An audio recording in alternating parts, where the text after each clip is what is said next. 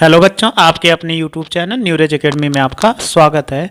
हम आपको सदिश बीजगणित पढ़ा रहे थे। इसके पहले वाली बेसिक जानकारी आपको बता दी है कि सदिश क्या होते हैं, कितने प्रकार के होते हैं। जो आपके पेपर की दृष्टि से इंपॉर्टेंट है वो सारे सदिश हम बता चुके हैं, वो आप समझ भी चुके होंगे। अगर उसमें फिर भी आपको कोई प्रॉब्लम होती है तो कमेंट्स बॉक्स में जरूर मैसेज करें। हाँ सर, नहीं समझ पाए तो हम आपको बढ़ा देंगे। लेकिन अगर नए व्यूअर हो तो मेरे चैनल को जरूर सब्सक्राइब कर लीजिए और इसके पहले वाली वीडियो आप सदिश का देख लीजिए, तो आगे ये आने वाली वीडियो आपको बहुत अच्छे समझ में आएगा और बेसिक जानकारी समझ में आ जाएगी सदिश होता क्या। तो आइए हम आगे पढ़ते हैं। आज सदिशों का योगफल, मतलब जैसे गिनतियों को जोड़ते हो वैसे सदिशों को कैसे जोड़ा जाता है, आइए उसको हम सीखते हैं कि कैसे जोड़ेंगे। तो बहुत ही आसान है। सदिशों को अगर आपको कह दिया जोड़ने के लिए तो जैसे हम कंडीशन बता रहे हैं उसी कंडीशन पे आपको ध्यान देके कोई भी क्वेश्चन होता है सॉल्व कर लीजिए, आसानी से आंसर आ जाएगा। तो हमें क्या पढ़ना है? सदिशों का योग। सदिशों का योग। सदिशों के योग पढ़ने के लिए सबसे पहले देखो आपको दो वेक्टर मिल जाए। देखो कोई इसके रूल आपको नहीं बताएंगे, बस समझ लेना कि दो सदिश मिल जाए उनको कैसे जोड़ना है।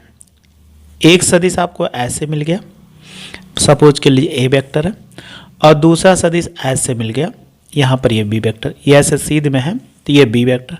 यानी दो सदिशों को हमें जोड़ना है तो कैसे जोड़ेंगे? तो हेड और टेल जानते हो, ये टेल हो जाएगा, ये हेड हो जाएगा। तो अगर सबसे पहले कोई दो सदिश मिल जाए तो कोई भी सदिश ले लो। ये हमने ले लिया ए वेक्टर। अब दूसरा सदिश उठाइए तो इनका क्या करिए? दूसरे सदिश का टेल पहले सदिश का हेड अगर जोड़ दो लेकिन दिशा में परिवर्तन किए बिना, तो देखो जुड़ गया कि नहीं, ये बी वेक्टर। तो इनका जो रिजल्टेंट वेक्टर परिणामी वेक्टर होगा वो ए वेक्टर यानी पहले वेक्टर के जाके दूसरे वेक्टर के बाड़ाग्रह से मिल जाएगा। तो इनको लिख सकते हैं आर वेक्टर बराबर ए वेक्टर प्लस बी वेक्टर। ये हो गया। अब एक कंडीशन और है, अगर हमने कहा ऐसे भी जोड़ सकते हैं। देखो बी में परिवर्तन किए बिना बी वेक्टर इसको लिख दिया। अब देखो ए वेक्टर जैसे जा रहा उसके दिशा में हमने परिवर्तन नहीं किया तब भी तो जुड़ गया ए वेक्टर। तो यहाँ से इसके इनिशियल हो गया, इनिशियल से इसको मिला दीजिए तो ये क्या हो जाए? सपोज कर लीजिए आर वेक्टर बराबर बी वेक्टर प्लस क्या ए वेक्टर। तो यानी आपको निकल के आ गया आर वेक्टर बराबर आर डैश वेक्टर। तो हम क्या लिख सकते हैं? ए वेक्टर प्लस बी वेक्टर बराबर बी वेक्टर प्लस ए वेक्टर। तो इनको बोलते हैं कि सदिशों का योग क्या होता है? क्रम विनिमय होता है। तो कोई भी सदिश मिले ऐसे आप जोड़ दीजिएगा, जहाँ जैसे मिलेगा आप जोड़ दीजिएगा। कभी किसी का आंसर गलत नहीं हो सकता है कि कभी गलत हो सकता है। चलिए एक और हम पढ़ लेते हैं त्रिभुज बना के, कि कोई दो सदिश दिया गया तो उनको कैसे जोड़े। ठीक, एक त्रिभुज है, देखो इनमें, क्योंकि अभी एक क्वेश्चन आपको मिलेगा जैसे ये सदिश बनाया तो वैसे बना लेते। इसको ए मान लो, इसको बी मान लो, इसको यहाँ से सी मान लो, ये जुड़ गया। तो देखो हमने क्या किया, ए से ए बी वेक्टर था और बी से सी गया तो हमने इसको जोड़ा बी सी वेक्टर। अगर आप इसको इससे मिलाओ तो ये इसका परिणामी होगा, तो ये क्या लिख सकते? ए सी वेक्टर। ठीक, लेकिन अगर हमने आपको पीछे बताया था ए सी वेक्टर बराबर दिशा चेंज करो तो माइनस सी ए वेक्टर लिख सकते कि नहीं? तो अगर इसमें वैल्यू रख दें कि ए बी वैक्टर और प्लस बी सी वैक्टर बराबर माइनस सी ए वैक्टर। ए सी वैल्यू मैंने अभी हमने पीछे बताया था लेक्चर में कि ये निगेटिव हो जाता है। अगर इसको इधर लाएंगे तो ए बी वैक्टर और ये हो जाएगा ए बी वैक्टर और बी सी वैक्टर प्लस सी ए वैक्टर बराबर 0। याद रखना, अगर कोई भी तीन भुजा हुआ त्रिभुज का निर्माण करते तो इनके सदिशों का योग कितना होता है? 0। अगर इसको ए वैक्टर मान लो, इसको सपोज कर लो बी वेक्टर, तो ये सपोज कर लो क्या हो जाए? सी वेक्टर हो जाए। तो हम क्या कर, सबकी वैल्यू रखो ए वेक्टर और plus B vector plus C vector बराबर कितना? 0। अगर कोई तीन सदिश है उनको जोड़ने पर 0 आ जाए तो वो क्या करते? एक त्रिभुज का निर्माण करते। ये हमेशा याद रखना, कभी भी आपको कोई क्वेश्चन मिलता है तो ऐसे आप निकाल लोगे, कोई दिक्कत नहीं होगी। और एक बात और, अगर कोई भी सदिश है, कोई सदिश में अदिश का गुणन करा दिया जाए कोई फर्क नहीं होता है। यानी हम सदिश में अदिश का गुणन लिख दे रहे हैं, सदिशों में अदिश का गुणन।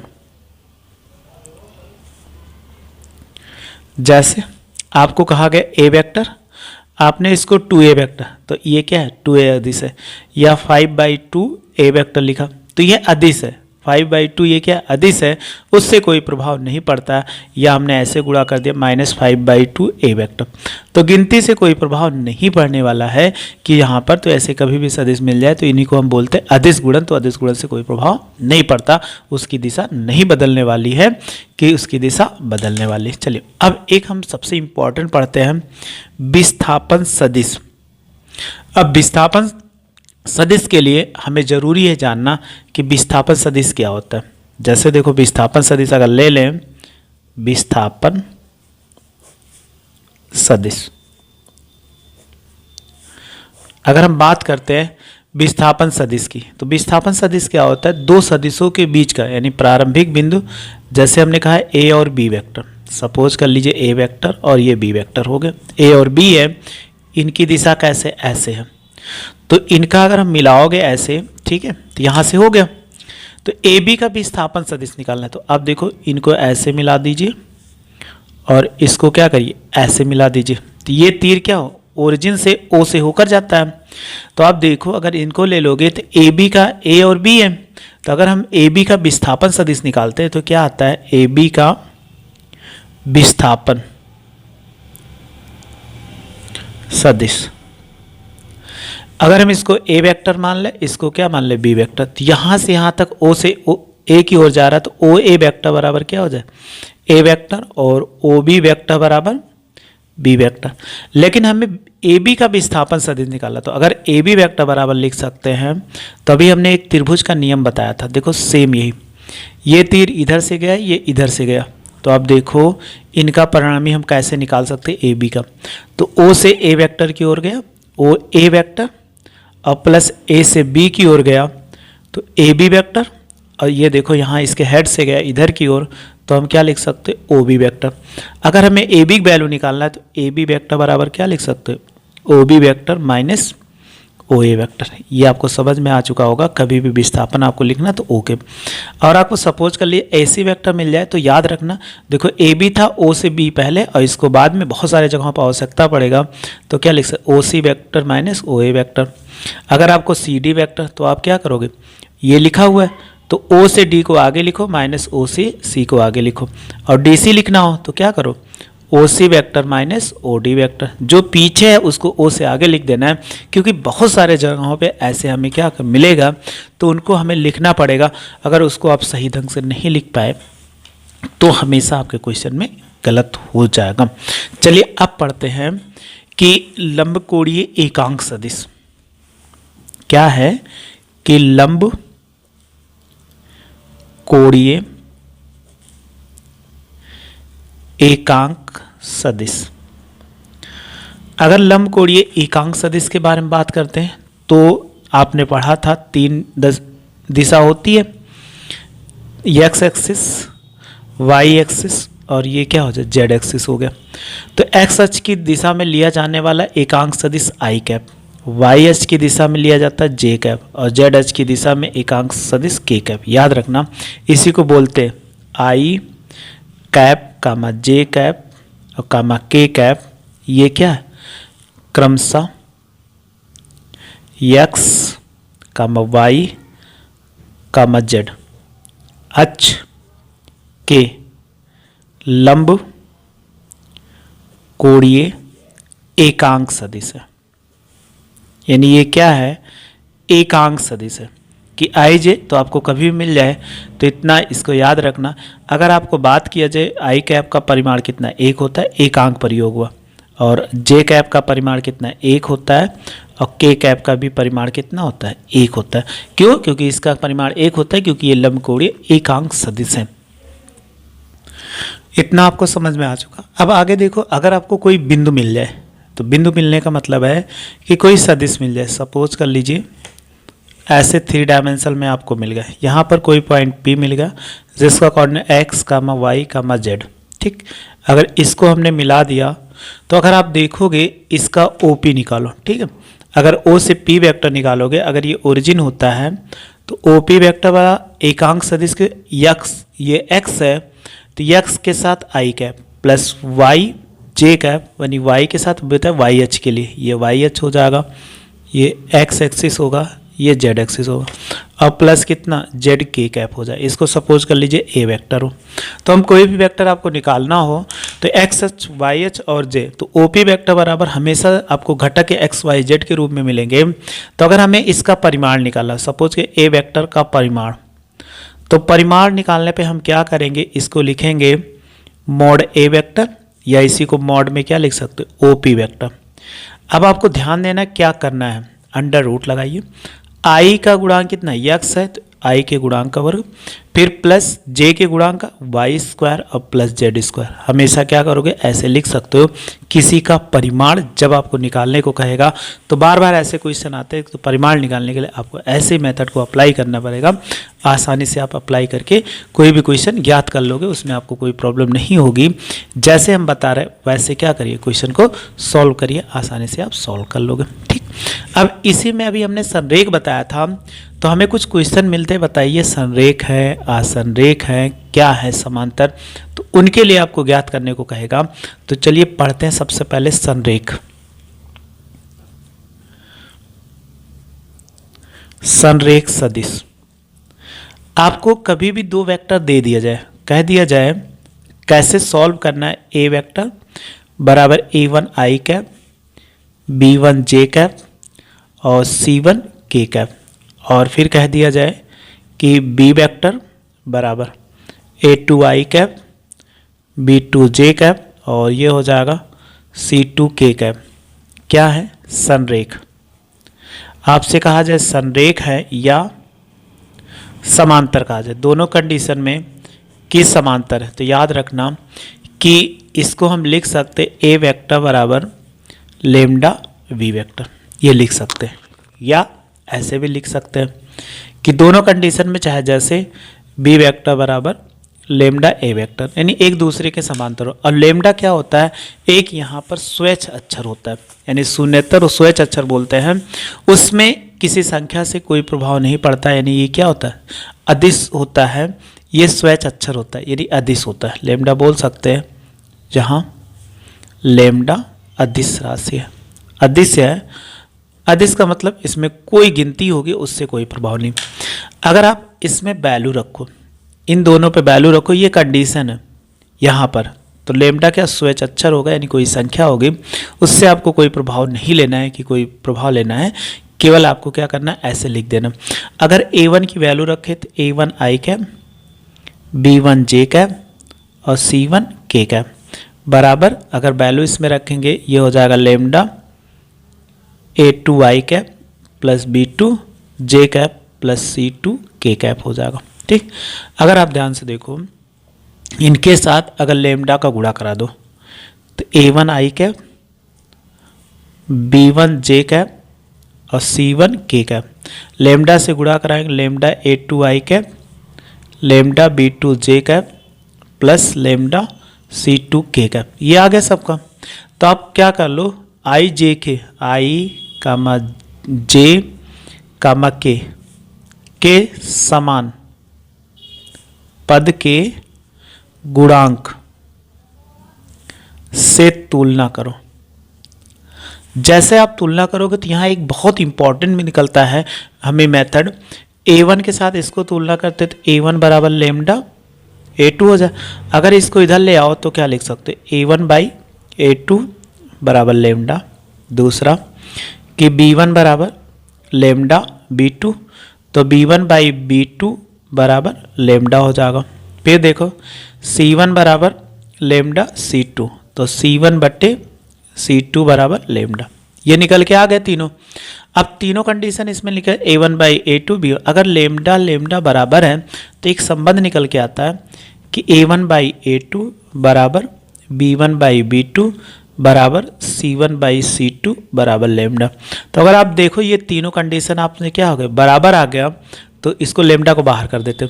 अगर किसी भी दो सदिश दे दिया गया, अगर उनके अनुपात क्या बराबर आ गए तो समान, तो हम क्या बोलेंगे, संरेख। तो पीछे हमने पढ़ा था कि क्लास 10th में संपाति वाला सेम, तो दो सदिश दो आपको दिया होता है कि समय का a1 बाई a2 बराबर b1 बाई b2 बराबर c1 बाई c2, तुलना करते थे तो बराबर आ जाए तो संरेख, या इसी को बोल देंगे समांतर।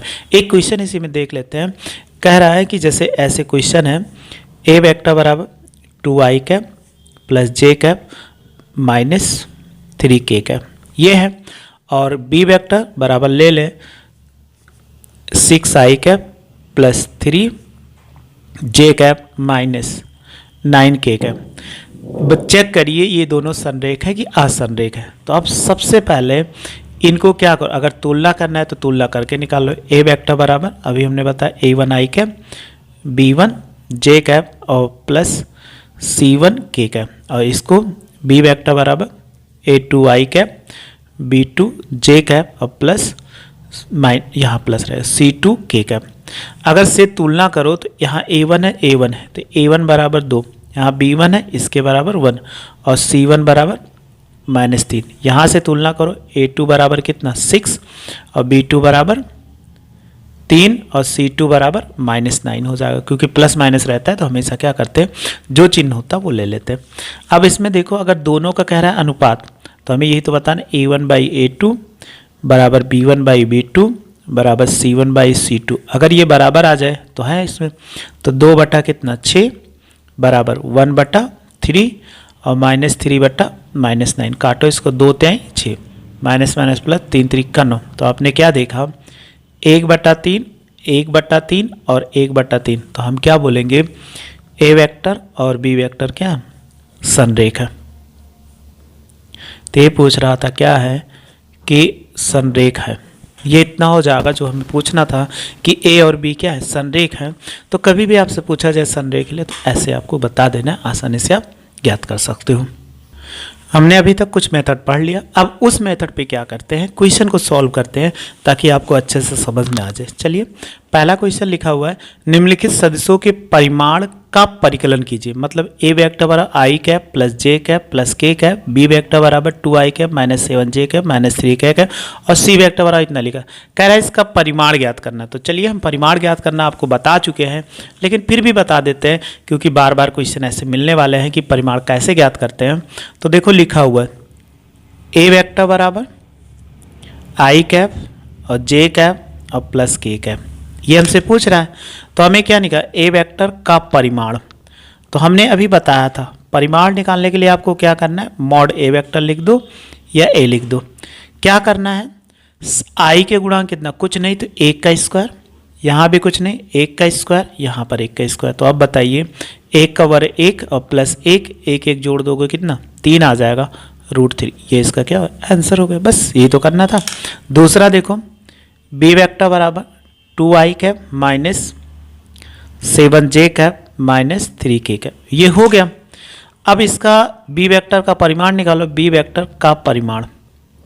तो जो भी हमने बताया इसको क्या लिख सकते हैं मॉड बी वेक्टर लिख दो तब भी, या बी लगा दो लेकिन वेक्टर हटा दो। तो आप देखो क्या करो अंडर रूट लगाओ, यहाँ आई है तो आई गुणा कितना 2 का स्क्वायर, फिर प्लस लगाओ, यहाँ पर क्या -7 तो -7 का स्क्वायर, फिर प्लस -3 का स्क्वायर, 2 दूनी कितना 4 7 7 49 3 3 का 9, जोड़ो 49 और 4 53 हो जाएगा। 53 में 8 9 जोड़ दीजिए कितना 53, 7 कितना 60 और 2 कितना हो जाएगा 62 हो जाएगा √2 62 मात्रक। इसका हम क्या लिख देते हैं परिमाण है तो मात्रक। तो ऐसे आप 3rd नंबर क्वेश्चन को सॉल्व कर सकते हो। देखिए अगला क्वेश्चन है कह रहा है समान परिमाण वाले 2 विभिन्न सदिश ज्ञात कर, यानी समान परिमाण हो लेकिन उसके 2 विभिन्न सदिश ज्ञात करना। तो चलिए इसको कैसे ज्ञात करते हैं, वो भी हमारे पास बहुत आसान तरीका है कि अगर कोई सदिश क्या हो परिमाण भिन्न हो तो उनको कैसे ज्ञात करेंगे और परिमाण समान होगा तो कैसे। कह रहा है समान परिमाण, तो आप मान लीजिए ए वेक्टर बराबर कितना ये हो जाएगा आई कैप प्लस जे कैप और प्लस के कैप, ठीक ये हो जाएगा। और फिर हमें पास अगर इसका निकालना है तो हमने कुछ भी मान लिया कोई दिक्कत, अगर आप 2 लिख दोगे तो 2 लिखने में कोई दिक्कत नहीं।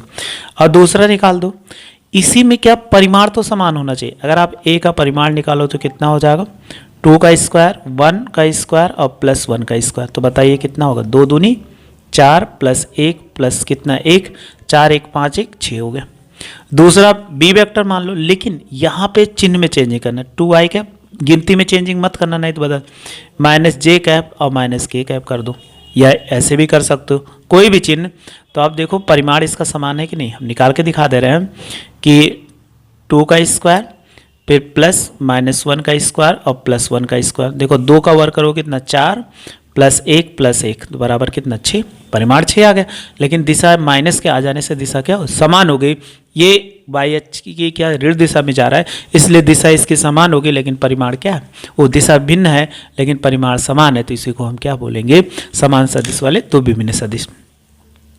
तीसरा देखो कह रहा है ऐसे क्वेश्चन, इसको भी सॉल्व करना है। तीसरे क्वेश्चन में लिखा हुआ है समान दिशा वाले दो विभिन्न सदिश ज्ञात कीजिए, जिसकी दिशा क्या हो समान हो लेकिन परिमाण क्या हो समान न रखो। जैसे एक एग्जांपल ऐसे ले लीजिए, इसी को ले लीजिए 2i cap plus j cap और प्लस k कैप, और दूसरा इसी में दिशा समान हो इसलिए प्लस माइनस कोई चेंज नहीं, अब परिमाण को समान होना समान हो 2 से गुणा करा दो। देखो 4i cap plus 2j cap और प्लस 2k कैप, ये इसका आंसर हो गया।